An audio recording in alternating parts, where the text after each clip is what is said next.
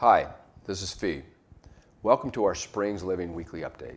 First, still no COVID. It's been nearly 3 weeks since we've had a positive case anywhere in our organization. Again, no new cases of COVID this week.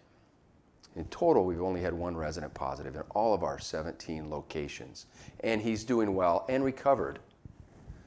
Equally as impressive is that our employees' infection rate remains at only 1/4%.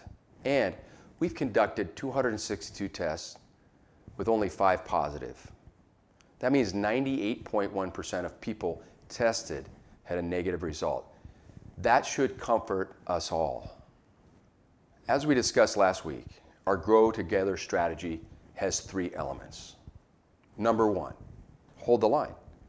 Let's not let our guard down now that we're so close to the finish line.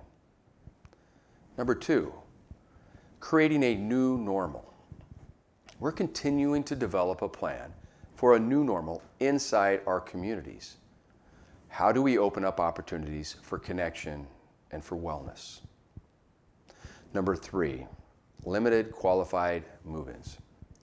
This allows those inside our community to move to a different level of care or return from a hospital or outside care setting.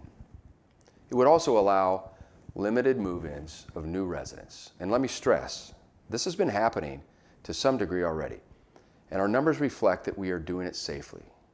Be assured, we will continue to defend and protect the safe environments that we have created.